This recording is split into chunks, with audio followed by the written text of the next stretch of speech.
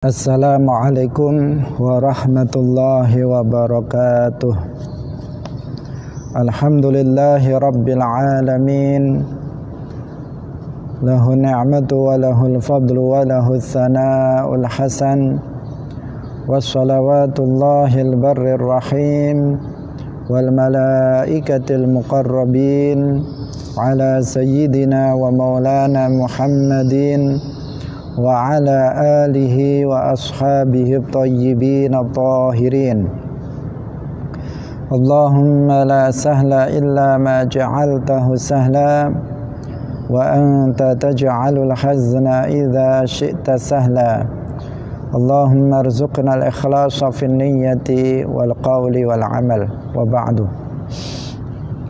Hadirin hadirat pemirsa rahimakumullah. Alhamdulillah, puji syukur marilah kita sampaikan kepada Allah Subhanahu wa ta'ala di hari yang ketiga dari bulan Ramadan ini.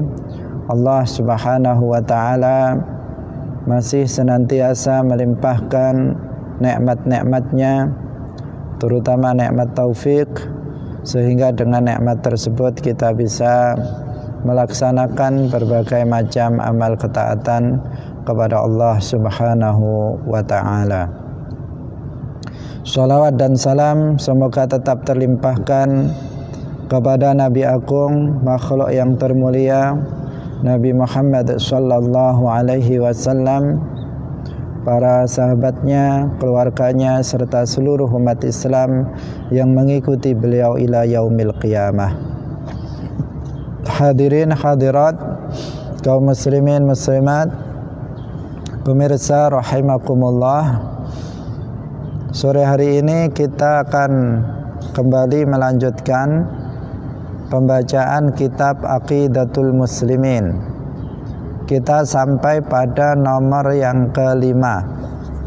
Sebelum kita memulainya, mari kita mengikhlaskan niat kita lillahi ta'ala. Qala al-muallif rahimahullah, soal ma makna tauhid. Al-jawab, huwa ifradul qadimi minal muhdasi, kama qala al-imamu al-Junaid, wa muraduhu bil qadimi Allahu alladzi la bidayata lahu, wal muhdatsu al makhluqu. Qala ta'ala laisa kamitslihi syai'. Suratul Syura ayat rakam 11. Ma makna tauhid? Pertanyaannya, apa makna tauhid? Tauhid itu adalah ajaran pokok dari Islam. Ajaran utama dari Islam adalah tauhid. Yang membedakan Islam dengan selain Islam adalah pada tauhid. Tauhid apa maknanya? Al-Imam Al-Junaid Al-Baghdadi, beliau mengatakan, huwa ifradul qadimi minal muhdasi. Tauhid adalah mensucikan al-qadim, yaitu Allah, minal muhdasi, dari menyerupai makhluk. Al-qadim adalah Allah, karena al-qadim itu artinya adalah zat yang adanya tanpa permulaan. Dan zat yang adanya tanpa permulaan adalah Allah. Al-muhdats maksudnya adalah makhluk, karena muhdats artinya yang diadakan, yang adanya berpermulaan. Maka ifradul qadim minal muhdats artinya mensucikan al-qadim, yaitu Allah, dari al-muhdas, dari menyerupai makhluk. Itu makna dari perkataan Al-Imam Al-Junaid Al-Baghdadi. Jadi jika kita ditanya apa maknanya tauhid, tauhid artinya mensucikan Allah dari menyerupai makhluk, meyakini bahwasanya Allah Subhanahu wa ta'ala itu tidak serupa dengan makhluk. Itulah yang disebut bertauhid. Kalau ada seseorang yang menyerupakan Allah dengan makhluk, maka berarti dia tidak bertauhid. Dan orang yang tidak mentauhidkan Allah berarti tidak menganut ajaran prinsip dari Islam atau prinsip ajaran Islam, yaitu tauhid.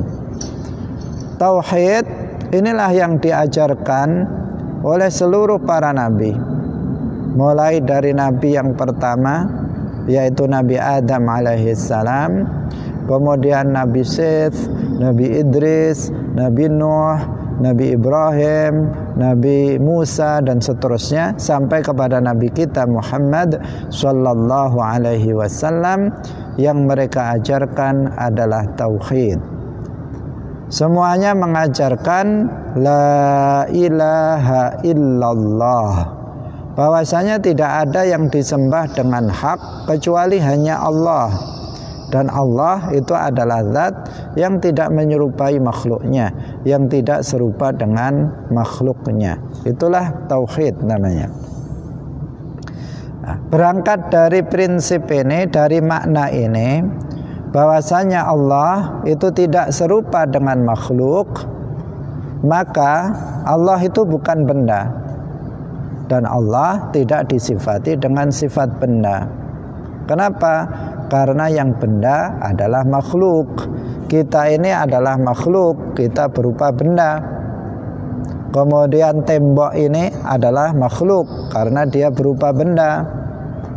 Bumi adalah makhluk, dia berupa benda. Langit adalah makhluk, dia berupa benda. Semua makhluk itu berupa benda. Allah tidak menyerupai makhluk, maka Allah tidak serupa dengan benda.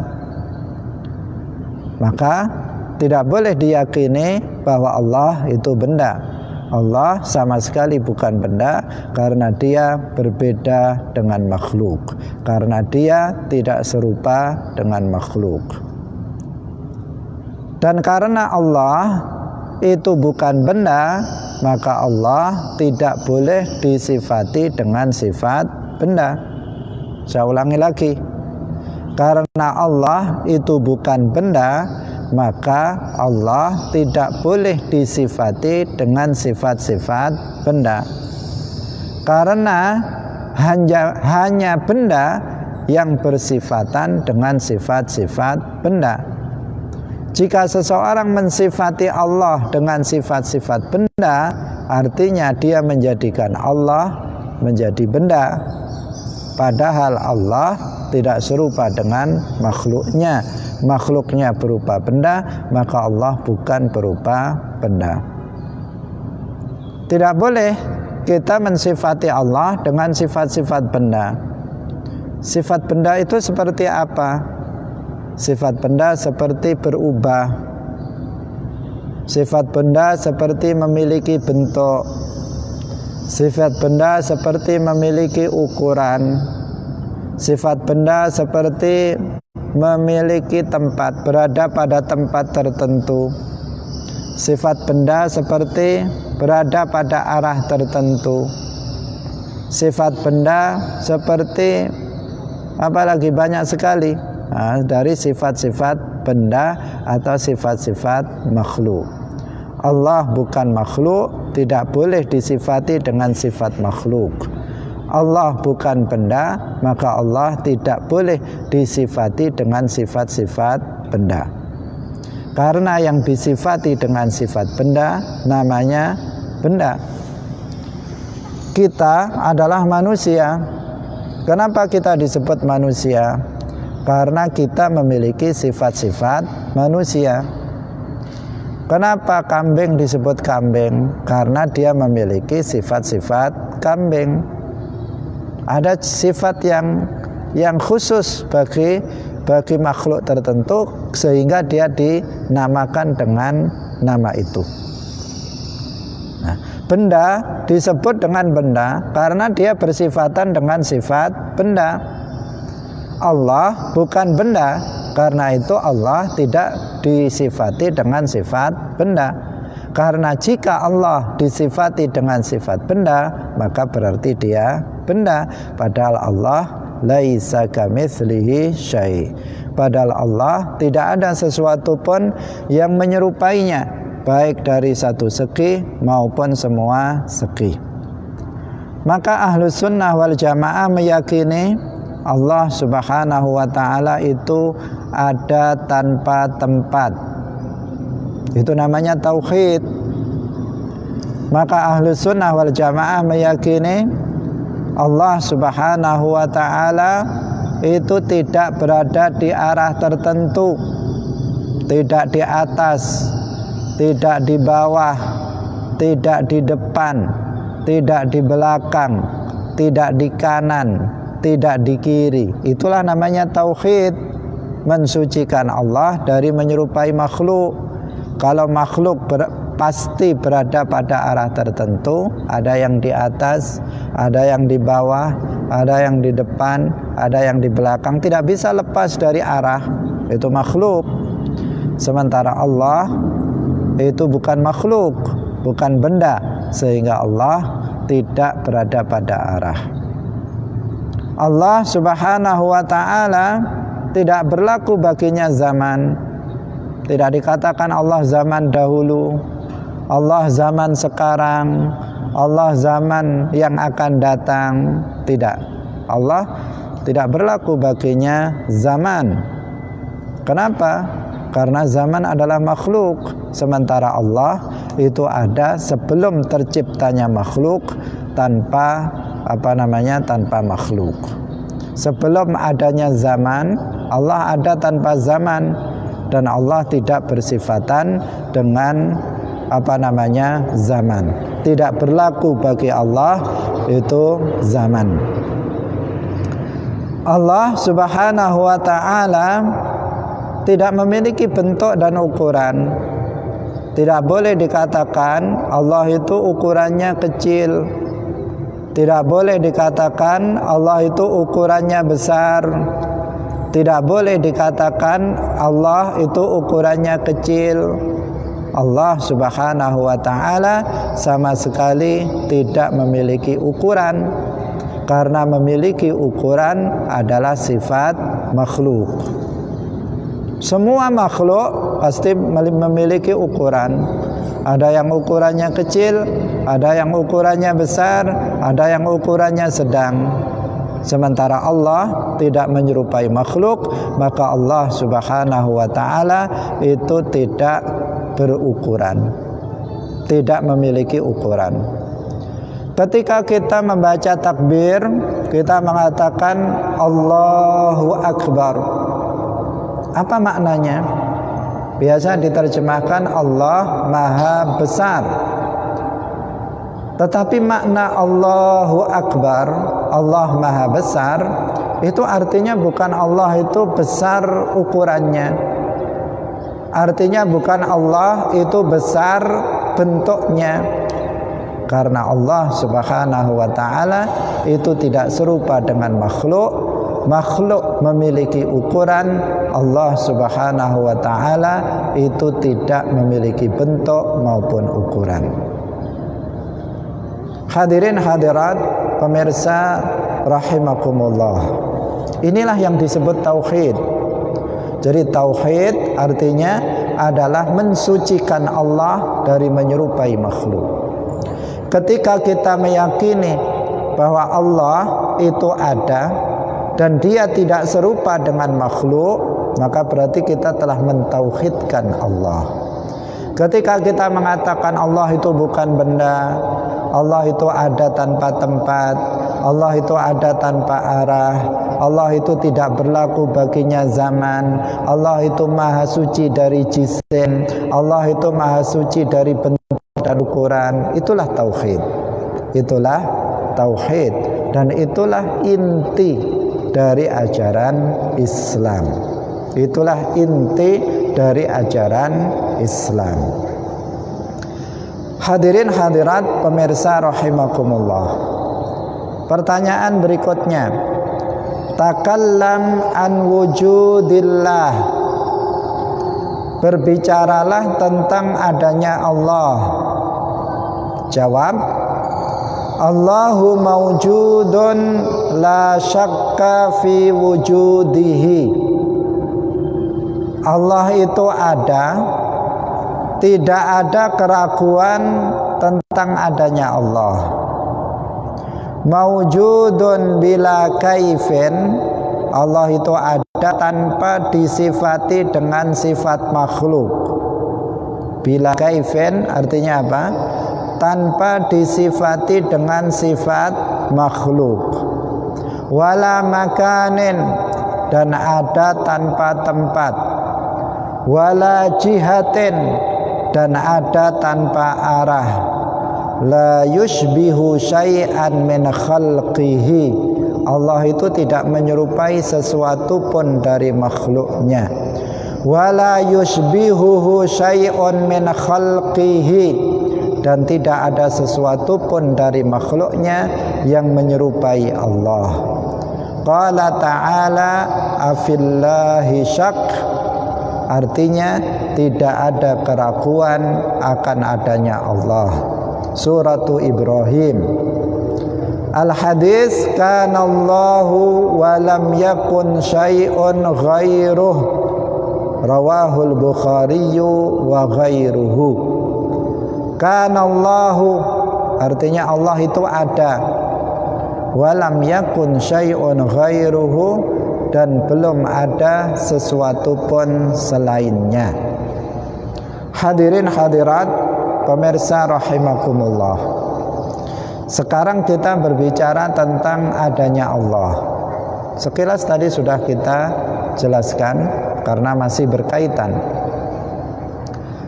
Kita meyakini bahwa Allah itu maujudun, Allah itu ada. La syakka fi wujudihi, tidak ada keraguan akan adanya Allah. Kenapa kita tidak meragukan adanya Allah? Karena alam semesta ini adalah sebagai bukti akan adanya Allah Subhanahu wa ta'ala. Alam semesta ini, langit dengan segala isinya, bumi dengan segala isinya, semuanya ini adalah bukti akan adanya Allah Subhanahu wa ta'ala. Meskipun kita tidak melihat Allah dengan mata kita di dunia, tetapi kita yakin seyakin-yakinnya tanpa ada keraguan sedikit pun bahwa Allah itu ada. Kenapa? Karena akal kita mengatakan ada bangunan, pasti ada orang yang membangunnya. Ada tulisan, pasti ada yang menulisnya. Ada pukulan, pasti ada yang memukulnya. Ada perubahan, pasti ada yang merubahnya. Ada bumi, langit dengan segala isinya, pasti ada yang mengadakannya. Dari tidak ada menjadi ada. Akal kita mengatakan begitu. Jika dikatakan ada tulisan tanpa ada yang menulis, akal kalian percaya atau tidak? Pasti tidak percaya. Jika misalnya saya tulis di papan tulis, misalnya saya tulis di sini, siapa namanya? Lupa saya. Irfan misalnya, saya tulis di papan tulis Irfan tampan misalnya, ditulis seperti itu. Saya tulis, tapi kamu nggak tahu waktu saya nulis. Kemudian kamu masuk ke dalam masjid, ke masjid ini. Kemudian lihat tulisan itu. Apa yang ada dalam otak kamu? Apa yang ada dalam otak kamu ketika melihat tulisan itu? Pasti dalam otak kamu bertanya, siapa yang menulisnya? Siapa yang menulisnya? Kenapa? Karena dalam otak kamu ada tulisan, pasti ada yang menulis.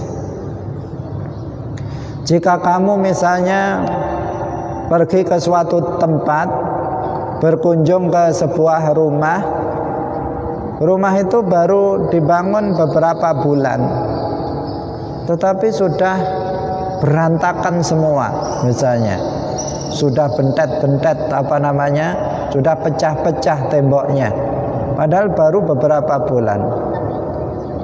Apa yang ada dalam pikiran kamu? Siapa yang membangun kayak begini jeleknya? Nah, artinya dia akan bertanya, mengatakan siapa. Kenapa? Karena akal manusia mengatakan ada bangunan, pasti ada yang membangunnya. Misalnya HP saya letakkan di sini, kemudian saya pergi 5 menit kemudian saya datang, ternyata HP-nya sudah di sini. Maka apa yang saya katakan dalam otak saya? Pertanyaannya dalam otak saya, siapa yang memindah HP saya? Kenapa? Karena ada perubahan, pasti ada yang merubah. Ada tulisan, pasti ada yang menulis. Ada bangunan, pasti ada yang membangun. Kalau di malam hari misalnya, malam gelap, tiba-tiba ada yang memukul kamu dari belakang, misalnya, apa yang kamu ucapkan? Pasti pertama yang kamu ucapkan, siapa ini? Siapa ini? Kenapa? Karena ada pukulan, pasti ada yang memukul. Itulah kata otak kita. Demikian juga kita melihat ada alam semesta ini, ada bumi dengan segala isinya, ada langit dengan segala isinya. Tidak mungkin bumi dengan segala isinya ini terjadi dengan sendirinya. Tidak mungkin langit dengan segala isinya ini terjadi dengan sendirinya. Pasti ada yang mengadakannya, dari tidak ada menjadi ada. Pasti ada yang mengadakannya, pasti ada yang menciptakannya, dari tidak ada menjadi ada. Maka Al-Khaliq, sang pencipta, pasti ada. Maka Al-Khaliq, sang pencipta, itu pasti ada. Dan nama Al-Khaliq, sang pencipta, itu adalah Allah Subhanahu wa ta'ala. Dari mana kita tahu bahwa Al-Khaliq namanya Allah? Dari para nabi, dari kabar para nabi. Mulai dari Nabi Adam sudah memberitahu bahwa sang pencipta alam semesta ini namanya adalah Allah. Nabi Musa, Nabi Nuh memberitahu kepada umatnya, pencipta alam semesta ini adalah Allah. Nabi Muhammad memberitahukan kepada umatnya bahwa pencipta alam semesta ini adalah Allah. Dengan akal yang kita gunakan untuk berpikir, kita sudah meyakini bahwa alam semesta ini ada penciptanya.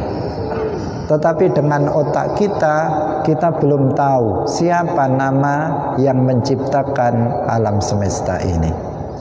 Maka Allah mengutus para nabi, Allah mengutus para rasul untuk memberitahukan kepada manusia bahwa sang pencipta itu adalah namanya Allah. Dia memerintahkan ini agar kalian melaksanakannya. Dia melarang ini agar kalian meninggalkannya.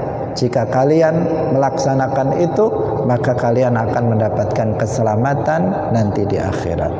Itu tugas dari para nabi seperti yang sudah kita terangkan kemarin. Jadi seorang muslim tidak boleh ragu terhadap adanya Allah. Seseorang yang ragu terhadap adanya Allah, maka dia bukan muslim, dia bukan mukmin. Dalam Al-Quran Allah subhanahu wa ta'ala berfirman, innamal mu'minuna alladzina amanu billahi wa rasulihi thumma lam yartabu. Sesungguhnya orang yang beriman adalah orang yang beriman kepada Allah dan Rasulnya, thumma lam yartabu, kemudian mereka tidak ragu-ragu, tidak ada keraguan dalam hatinya tentang adanya Allah. Seseorang yang mengatakan dalam hatinya, mengatakan Allah itu ada apa enggak ya, ada enggak, maka dia bukan muslim. Kita muslim meyakini tanpa ragu bahwa Allah itu ada. Kenapa bisa yakin seperti itu padahal kita belum melihatnya? Karena ada buktinya. Apa buktinya? Alam semesta ini dengan segala isinya membuktikan adanya Sang Pencipta, dan Sang Pencipta itu adalah Allah Subhanahu wa ta'ala. Maka sangat aneh orang-orang ateis, sangat aneh orang-orang yang tidak mempercayai adanya Tuhan, disebut kelompok ateis. Mereka mengatakan alam semesta ini terjadi dengan sendirinya. Nggak masuk akal. Mereka nggak pakai otaknya. Padahal mereka mereka pasti tidak menerima jika dikatakan ada bangunan tanpa ada yang membangunnya. Tetapi kenapa mereka percaya ada alam semesta, mempercayai alam semesta ini tidak ada penciptanya? Dikisahkan suatu ketika ada orang ateis. Ada orang ateis ini orang yang ateis dan sombong. Dia merasa bahwa ajarannya itu ajaran yang benar. Sehingga si ateis ini kemudian datang kepada penguasa. Dia mengatakan ingin menantang seorang ulama dari kalangan umat Islam untuk berdebat tentang adanya Tuhan. Orang ateis tidak mempercayai adanya Tuhan. Mereka yang menantang. Orang ateis percaya diri, menganggap bahwa ajaran mereka itu benar, bahwa Tuhan itu tidak ada. Maka kemudian dilayani orang ateis, orang kafir ini dilayani.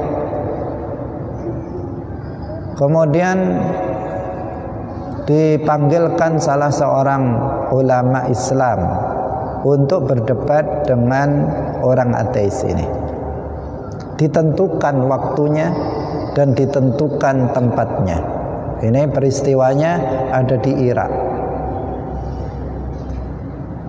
Setelah waktunya tiba, waktu berdebat tentang tauhid atau tentang masalah ketuhanan, di satu sisi orang ateis tidak mempercayai adanya Tuhan, sementara orang Islam meyakini adanya Tuhan. Ketika waktu tiba, yang sudah dijadwalkan itu sudah tiba, ternyata orang ateis datang lebih dulu. Orang ateis datang lebih dulu dan juga diikuti oleh masyarakat. Banyak masyarakat yang datang. Tapi si ulama belum kunjung tiba, nggak datang-datang, terlambat datangnya. Sampai orang ateis ini tambah percaya diri. Lihatlah, ulama kalian ketakutan. Nah, seakan-akan dia mengatakan seperti itu.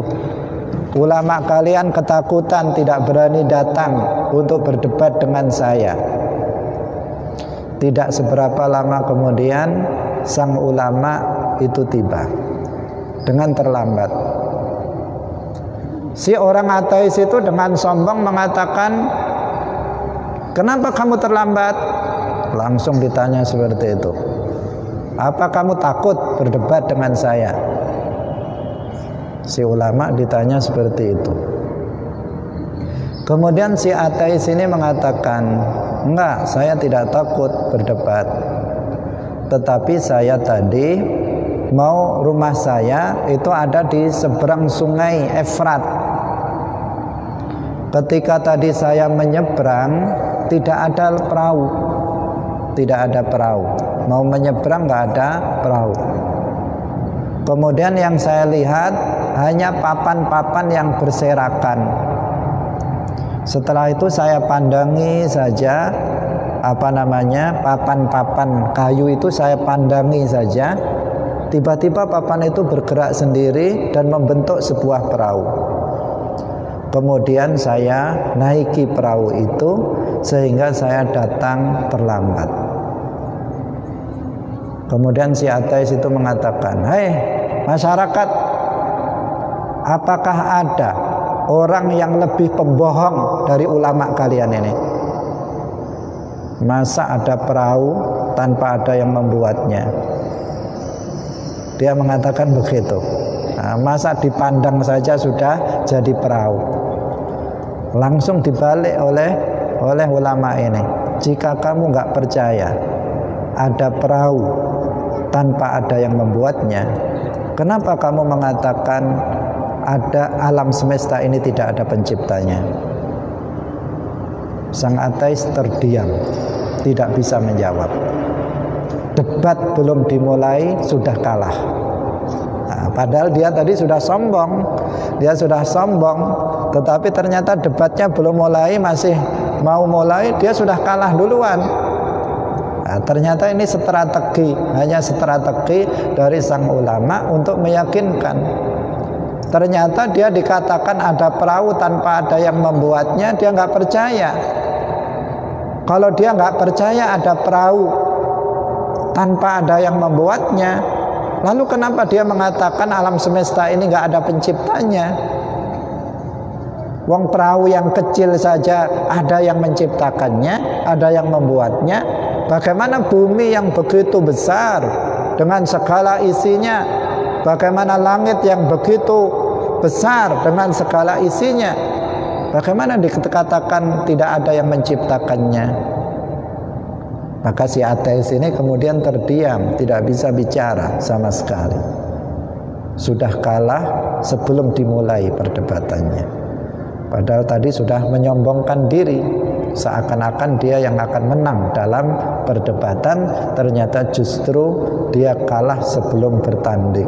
Nah, sebelum berdebat dia sudah terkalahkan hujahnya. Hadirin hadirat rahimakumullah, maka jangan sampai kita meragukan adanya Allah Subhanahu wa ta'ala.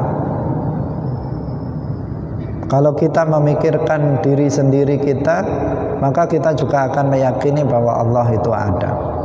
Bahwa Allah itu ada.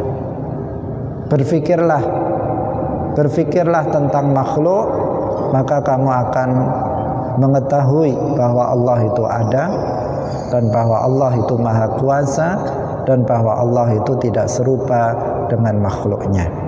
Tafakkaru fi khalqillah. Berfikirlah kalian tentang makhluk Allah, sebagaimana yang sudah kita terangkan sebelumnya. Dalam Al-Quran disebutkan afillahi syak, artinya nggak ada keraguan akan adanya Allah Subhanahu wa ta'ala. Ini dalil naqli, dalil dari Al-Quran bahwa Allah itu ada.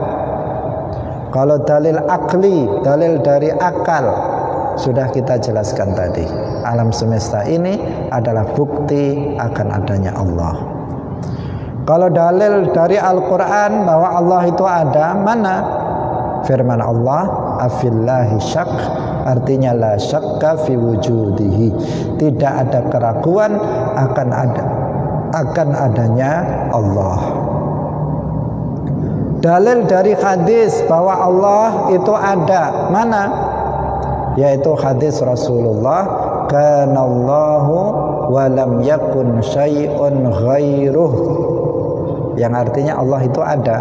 Kana Allah artinya Allah itu ada pada azal. Walam yakun syai'un ghairuh, dan tidak ada sesuatu selainnya. Ketika kana Allah walam yakun syai'un ghairuh, pada azal Allah itu ada dan belum ada sesuatu pun selainnya. Sebelum ada manusia, ada binatang, ada langit, ada bumi, ada arsy, Allah itu ada. Allah itu ada. Sebelum ada tempat, Allah itu ada tanpa tempat.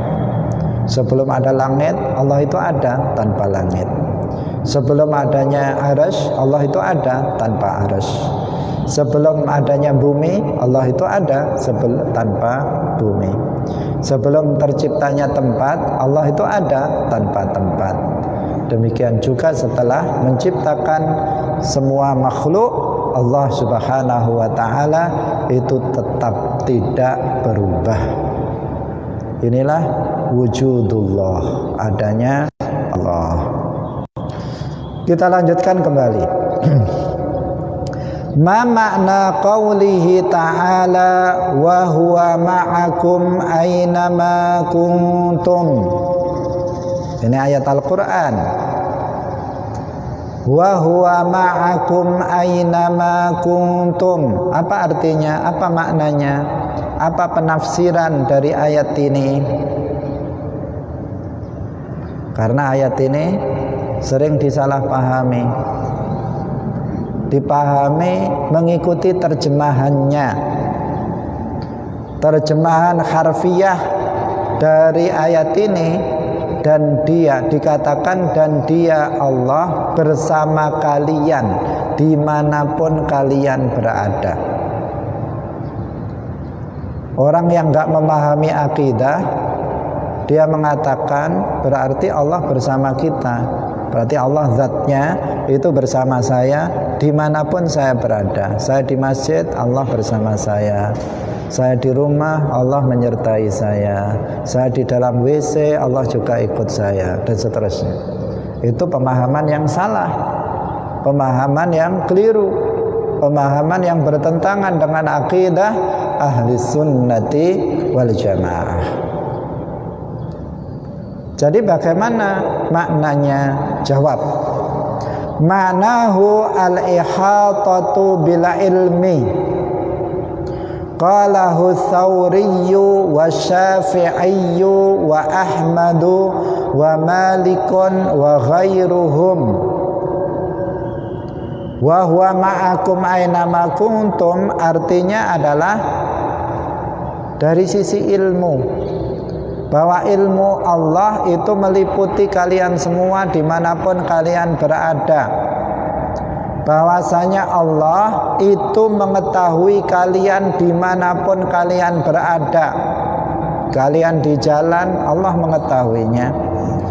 Kalian di masjid, Allah mengetahuinya. Kalian di kamar, Allah mengetahuinya. Kalian sembunyi di dalam gua, Allah mengetahuinya.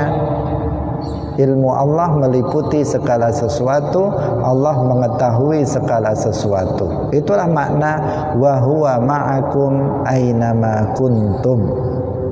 Bukan artinya Allah zatnya bersama setiap kalian. Berarti berapa? Manusianya banyak.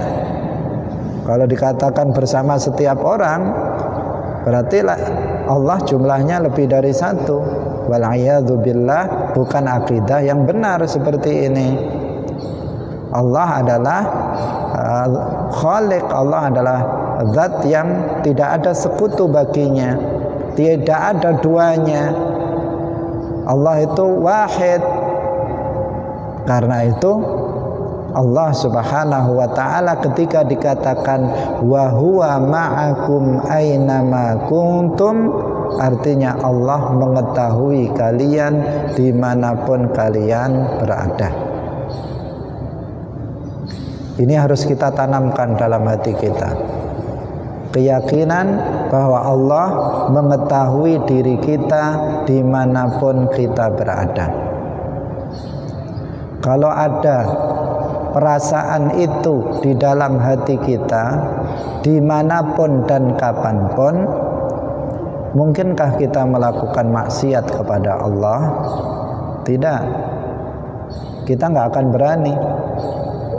Karena seseorang biasanya melakukan maksiat ketika dia di tengah kesendiriannya. Ketika nggak ada orang, dia berbuat maksiat. Ketika banyak orang melihat, seakan-akan dia baik.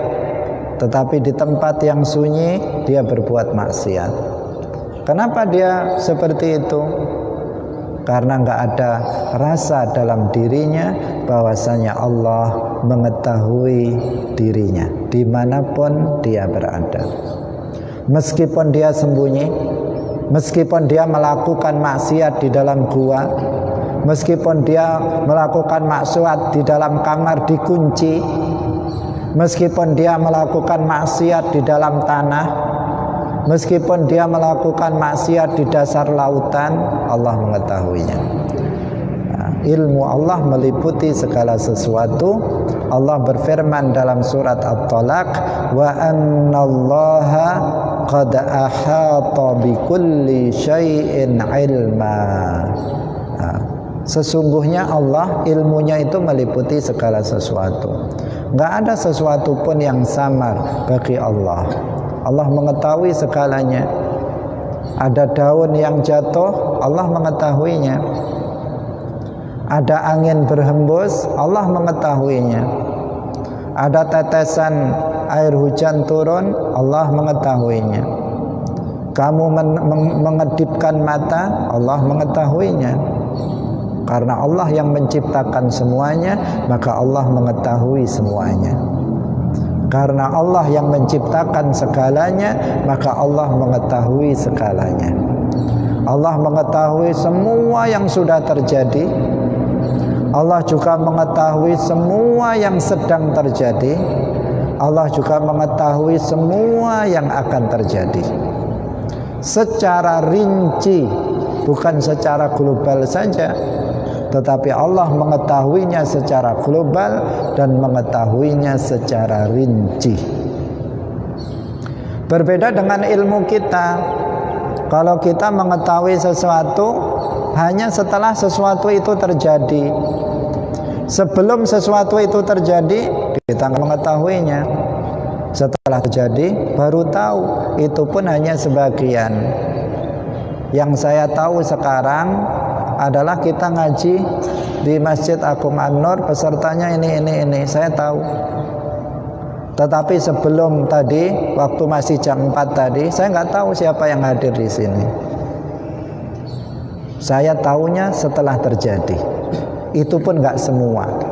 Sekarang ada sesuatu yang terjadi di Jakarta, saya nggak tahu. Sekarang ada sesuatu yang terjadi di belakang sana, saya juga nggak tahu. Ilmu saya terbatas, sementara ilmu Allah meliputi segala sesuatu. La yakhfa alaihi syai'un fil ardi wala fis sama.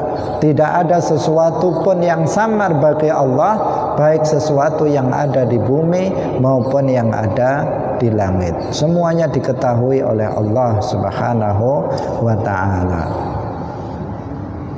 Hadirin hadirat, kaum muslimin muslimat, pemirsa rahimakumullah. Kesadaran bahwa Allah mengetahui dimanapun kita berada itu penting. Kita tahu Allah mengetahui yang kita lakukan, tetapi terkadang kita tidak menyadari hal itu, sehingga kita berani berbuat maksiat kepada Allah Subhanahu wa ta'ala. Ada seorang yang kemudian menjadi seorang wali besar.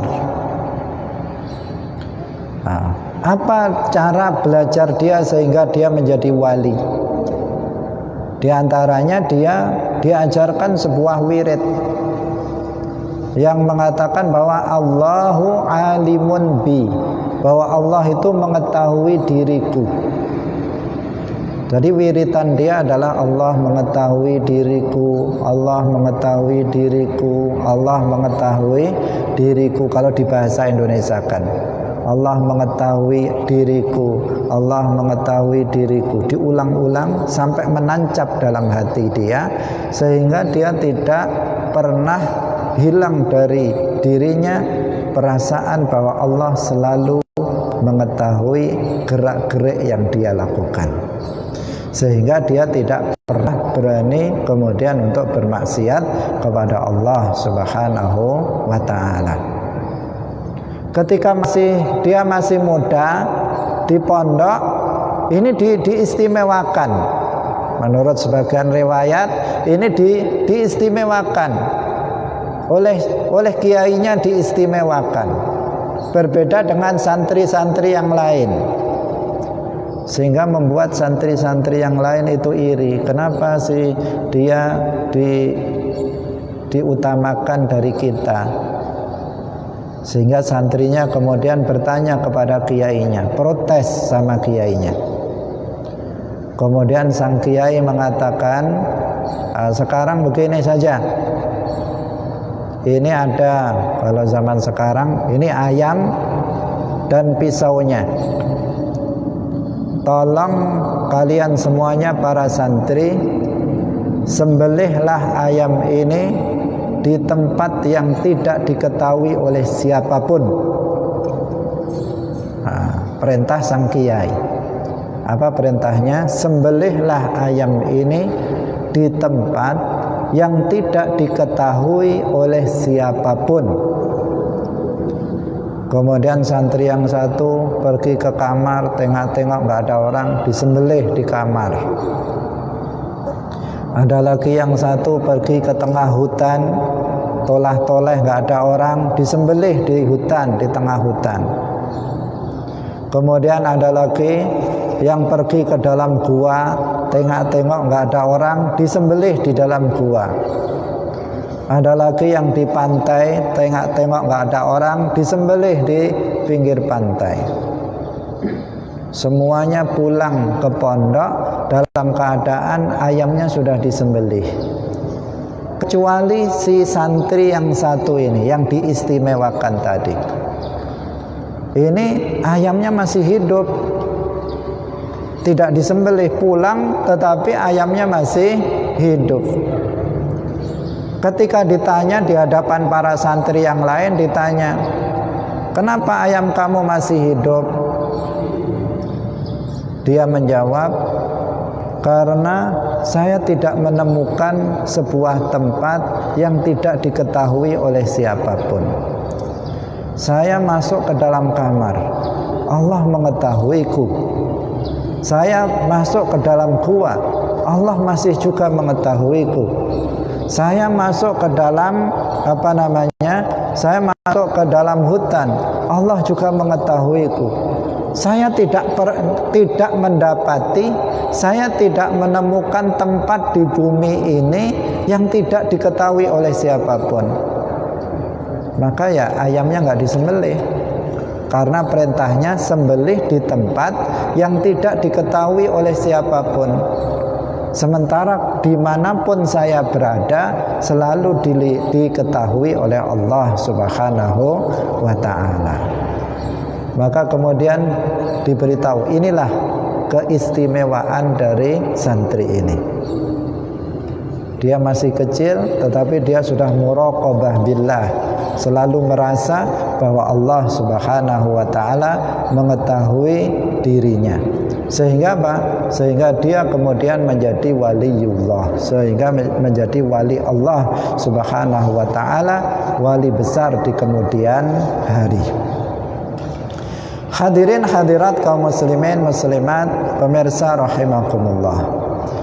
Kemudian hadis Rasulullah, irba'u ala anfusikum fa innakum la tad'una asamma wala ghaiba wa innama tad'una sami'an qariba. Irba'u ala anfusikum, artinya lirihkanlah diri kalian dalam bermunajat kepada Allah, karena sesungguhnya kalian itu tidak berdoa kepada yang tuli dan kepada yang ghaib. Innama tad'una sami'an qariba, tetapi kalian itu berdoa kepada zat yang maha mendengar dan zat yang dekat. Apa artinya dekat? Dekat di sini bukan berarti dekat dengan jarak, karena tadi sudah kita sampaikan bahwasanya Allah Subhanahu wa taala itu ada tanpa tempat. Jika dikatakan dekat itu dekat jarak, maka berarti dia berada pada tempat. Maka dekat di sini artinya bukan dekat dari sisi tempat, tetapi dekat dalam mengabulkan doa seseorang. Jika seseorang berdoa kepada Allah, maka Allah akan mengabulkannya. Itu maknanya di sini. Bukan berarti dekat dari sisi jarak. Hadirin hadirat rahimakumullah, dikatakan ma'nahu la yakhfa 'alallahi syai'un. Artinya tidak ada sesuatu pun yang samar bagi Allah Subhanahu wa ta'ala. Hadirin rahimakumullah, sampai di sini pengajian kita pada sore hari ini. Insyaallah besok akan kita lanjutkan pada soal yang nomor 8. Semoga bermanfaat bagi kita semuanya dan menjadi penguat dari keimanan kita. Kita terhindarkan dari akidah yang menyimpang dari akidah Ahlus Sunnati wal Jamaah. Mari kita menutupnya dengan doa. Alhamdulillahirabbil alamin.